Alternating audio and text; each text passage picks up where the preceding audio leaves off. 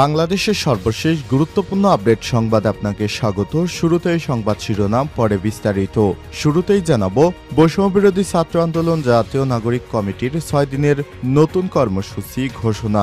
জুলাই বিপ্লবের ঘোষণাপত্রের দাবিতে দেশব্যাপী যৌথ কর্মসূচি ঘোষণা করেছে বৈষম্যবিরোধী ছাত্র আন্দোলন ও জাতীয় নাগরিক কমিটি। শনিবার 4 জানুয়ারি রাজধানীর বাংলা মোটরে কেন্দ্রীয় কার্যালয়ে আয়োজিত এক সংবাদ সম্মেলনে এই ঘোষণা দেন বৈষম্যবিরোধী ছাত্র আন্দোলনের আহ্বায়ক হাসনাত আবদুল্লাহ। তিনি জানান, 6 থেকে 11 জানুয়ারি দেশব্যাপী গণসংযোগ সহ বিভিন্ন কর্মসূচি পালন করবে বৈষম্যবিরোধী ছাত্র আন্দোলন ও জাতীয় নাগরিক কমিটি।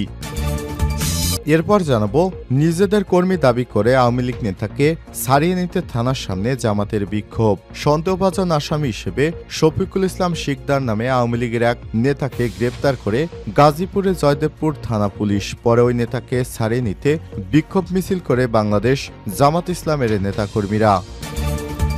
জানাবো, ভারতে যাচ্ছেন আরও 50 বিচারক। ভারতের ভোপালে অবস্থিত ন্যাশনাল জুডিশিয়াল একাডেমি ও স্টেট জুডিশিয়াল একাডেমিতে প্রশিক্ষণের জন্য অধস্তন আদালতের 50 জন বিচারক বিভাগীয় কর্মকর্তাদের অনুমতি দেওয়া হয়েছে। এদিকে প্রতিষ্ঠাবার্ষিকী উপলক্ষে ঝটিকা মিছিল ও কেক কাটল নিষিদ্ধ ছাত্র সংগঠন ছাত্রলীগ। নিষিদ্ধ ছাত্র সংগঠন বাংলাদেশ ছাত্রলীগের প্রতিষ্ঠাবার্ষিকী উপলক্ষে ব্রাহ্মণবাড়িয়ায় ঝটিকা মিছিল করেছে দলটির নেতাকর্মীরা। শুক্রবার রাতে জেলা ছাত্রলীগের ব্যানারে শহরের ফুলবাড়ি এলাকা থেকে মিছিলটি বের হয়ে পৈরতলা অভিমুখে যাত্রা শুরু করে। জানাবো, 4তলা ভবন থেকে লাফিয়ে পড়ে রুশ নারীর মৃত্যু। পাবনার ঈশ্বরদীতে রূপপুর পারমাণবিক বিদ্যুৎ কেন্দ্র প্রকল্পের আবাসিক ভবনের 4তলা থেকে লাফ দিয়ে এক রাশিয়ান নারীর মৃত্যু হয়েছে। নিহত রাশিয়ান নাগরিকের নাম পস্তারুক সেনিয়া। তিনি রূপপুর প্রকল্পের SMU এক কোম্পানিতে কর্মরত ছিলেন। এদিকে এই ঘটনার কিছু সময় পর গ্রিন সিটির দায়িত্বরত চিকিৎসক এসে তাকে মৃত ঘোষণা করে। এই ঘটনায় গ্রিন সিটি এলাকা পরিদর্শন করেন ঈশ্বরদী সার্কেলের অতিরিক্ত পুলিশ সুপার বিপ্লব কুমার গোস্বামী। ঈশ্বরদী থানার ভারপ্রাপ্ত কর্মকর্তা ওসি শহীদুল ইসলাম। ওসি শহীদুল ইসলাম জানান, প্রাথমিকভাবে জানা গেছে নিহত রুশ নাগরিক এবং তার স্বামীর মধ্যে কথা কাটাকাটির জের ধরে এই মৃত্যুর ঘটনা ঘটেছে। তার স্বামীকে জিজ্ঞাসাবাদের জন্য গ্রিন সিটির সিকিউরিটি সদস্যরা নিয়ে গেছে। এবং সর্বশেষ জানাবো, 1 বছরে রাশিয়ার 4 লাখ সেনা নিহতের দাবি। 1 বছর এক এক করে 3 বছরে পা দিচ্ছে রাশিয়া ইউক্রেন যুদ্ধ। এরই মধ্যে রণক্ষেত্রে বিশাল একটি অংশ দখল করেছে রাশিয়া। তবে তার জন্য বড় মাসুল গুনতে হয়েছে পুতিনকে, কারণ এই দীর্ঘ যুদ্ধে ইউক্রেনের মতো রুশ সেনাদেরও ক্ষয়ক্ষতির পরিমাণ নিতান্তই কম নয়। আর এ নিয়ে এবার চাঞ্চল্যকর এক দাবি করেছে কিয়েভ। সংবাদ মাধ্যম জানিয়েছে, এ পর্যন্ত 2024 সালের শেষ নাগাদ রাশিয়ার 4,27,000 সেনা হারিয়েছে। প্রিয় দর্শক, এতক্ষণ শুনছিলেন সংবাদ শিরোনাম, এবারে বিস্তারিত। তবে তার আগে বন্ধুরা, অনুরোধ থাকবে সংবাদটিতে একটি লাইক দিন। এই চ্যানেলে আপনি নতুন হয়ে থাকলে আমাদের সংবাদটি দেখতে দেখতে চ্যানেলটি সাবস্ক্রাইব করে রাখুন। কমেন্ট করে আপনার মূল্যবান মতামত জানিয়ে দিন আপনি বিশ্বের কোন দেশ থেকে বা বাংলাদেশের কোন স্থান থেকে আমাদের সংবাদটি দেখছেন এবং শুনছেন। এবারে বিস্তারিত। বৈষম্যবিরোধী ছাত্র আন্দোলন ও জাতীয় নাগরিক কমিটির 6 দিনের কর্মসূচি ঘোষণা।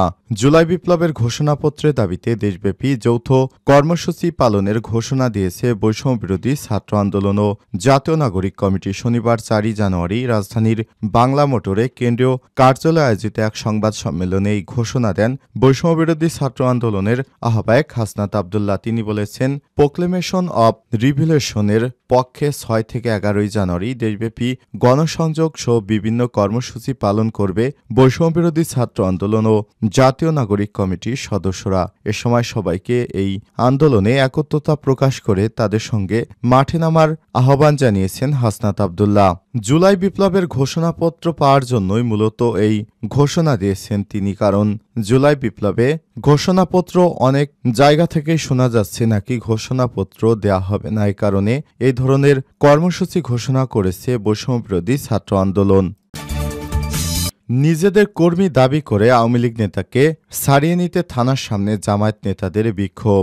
সন্দেহভাজন আসামি হিসেবে শফিকুল ইসলাম শিকদার নামে আওয়ামী লীগের এক নেতাকে গ্রেপ্তার করে গাজীপুর জয়দেবপুর থানা পুলিশ। পরে ওই নেতাকে ছাড়িয়ে নিতে বিক্ষোভ মিছিল করেন জামাত ইসলামের নেতাকর্মীরা। গাজীপুরের জয়দেবপুর থানা পুলিশ পরে ওই নেতাকে ছাড়িয়ে নিতে বিক্ষোভ মিছিল করেন। জামাত ইসলামের নেতারা শুক্রবার ৩ জানুয়ারি সন্ধ্যায় ওই নেতাকে গ্রেপ্তার করে পুলিশ জানায়, শুক্রবার সন্ধ্যায় একটি মামলায় সন্দেহভাজন আসামি হিসেবে পুলিশ সদর উপজেলার মির্জাপুর ইউনিয়নের ২ নম্বর ওয়ার্ড আওয়ামী লীগের সাংগঠনিক সম্পাদক শফিকুলকে গ্রেপ্তার করে। তাকে গ্রেপ্তারের খবর পেয়ে জামাতের ৫০ থেকে ৬০ জন নেতাকর্মী এসে হোতাপাড়া এলাকায় জয়দেবপুর থানার সামনে বিক্ষোভ মিছিল করেন।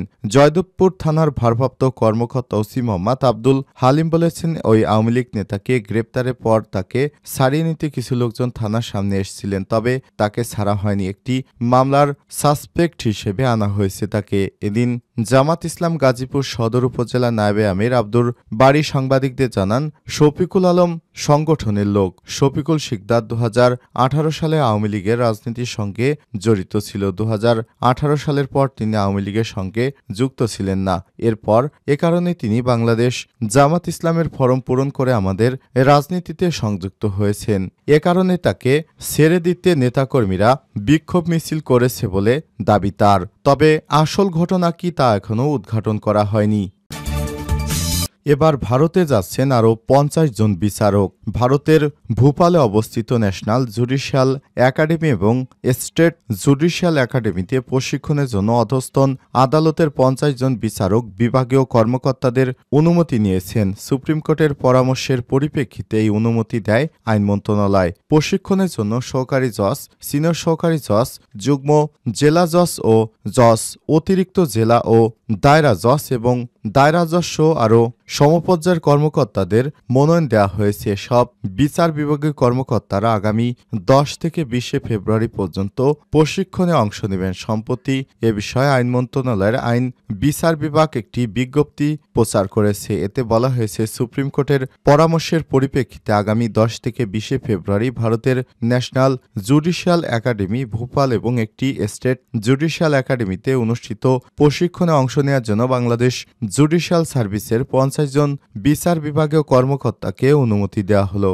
প্রশিক্ষণের যাবতীয় ব্যয় ভারত সরকার বহন করবে। এতে বাংলাদেশ সরকারের কোনো আর্থিক সংশ্লিষ্টতা নেই। ২০১৭ সালে এপ্রিলে তৎকালীন প্রধানমন্ত্রী শেখ হাসিনার ভারত সফর বাংলাদেশের বিচার বিভাগীয় কর্মকর্তাদের প্রশিক্ষণ ও সামর্থ্য বাড়ার লক্ষ্যে বাংলাদেশের সুপ্রিম কোর্ট ও ভারতের ন্যাশনাল জুডিশিয়াল একাডেমির মধ্যে একটি সমঝোতা স্মারক স্বাক্ষর হয়। ওই সমঝোতা স্মারকের পর একই বছরের ২৯ জুলাই এক অনুষ্ঠানে তৎকালীন প্রধান বিচারপতি সুরেন্দ্র কুমার সিনহা বলেছিলেন, পৃথিবীর প্রত্যেকটা দেশে উচ্চ আদালতের বিচারকদের জন্য ট্রেনিংয়ের ব্যবস্থা আছে। ভারতের প্রত্যেকটা রাজ্যে একটা জুডিশিয়াল ট্রেনিং ইনস্টিটিউট আছে। উচ্চ আদালতের বিচারকদের ট্রেনিংয়ের জন্য ভোপালে তাদের জাতীয় জুডিশিয়ারি একাডেমি আছে। সেখানে আমাদের ১৫-১৬০০ বিচারকের ট্রেনিংয়ের জন্য চুক্তিবদ্ধ হয়েছি। এর প্রথমবারের মতো ওই বছরের ১০ অক্টোবর থেকে ২৪ অক্টোবর পর্যন্ত প্রশিক্ষণ নিতে ভারতে যান বিচার বিভাগীয় কর্মকর্তারা। পর্যায়ক্রমে ইতিমধ্যেই অনেক বিচারক প্রশিক্ষণ নেন। প্রতিষ্ঠাবার্ষিকী উপলক্ষে ঝটিকা মিছিল ও কেক কাটল নিষিদ্ধ সংগঠন ছাত্রলীগ। নিষিদ্ধ সংগঠন বাংলাদেশ ছাত্রলীগের প্রতিষ্ঠাবার্ষিকী উপলক্ষে ব্রাহ্মণবাড়িয়ায় ঝটিকা মিছিল করেছে দলটির নেতাকর্মীরা। শুক্রবার ৩ জানুয়ারি রাতে জেলা ছাত্রলীগের ব্যানারে শহরের ফুলবাড়িয়া থেকে মিছিলটি বের হয়ে পৈরতলা অভিমুখে যাত্রা শুরু করে। এ সময় মিছিলকারীরা ছাত্রলীগের প্রতিষ্ঠাবার্ষিকী উপলক্ষে শুভেচ্ছা স্লোগান দেওয়ার পাশাপাশি শেখ হাসিনা আবার ফিরবে এবং সাবেক গণপূর্তমন্ত্রী ও সাবেক সংসদ সদস্য ওবায়দুল মুক্তাদির চৌধুরীর মুক্তির পক্ষে স্লোগান দেন। পরে নেতাকর্মীরা প্রতিষ্ঠাবার্ষিকীর কেক কাটেন। এ উপলক্ষে রাতের আধারে তারা মিছিল করার সিদ্ধান্ত নিয়েছেন। গ্রেপ্তার এড়াতে এবং যে কোনো ধরনের অনাকাঙ্ক্ষিত ঘটনা থেকে নিজেদের বাঁচাতে রাতের আধারেই তারা এ ধরনের মিছিল করেছেন বলে জানিয়েছে সংশ্লিষ্ট নেতাকর্মীরা। তারা বলছে, তারা নিজেদের রক্ষার্থে আত্মগোপনের থেকে এ ধরনের কর্মকাণ্ড পরিচালনা করছে বলে জানিয়েছে তারা।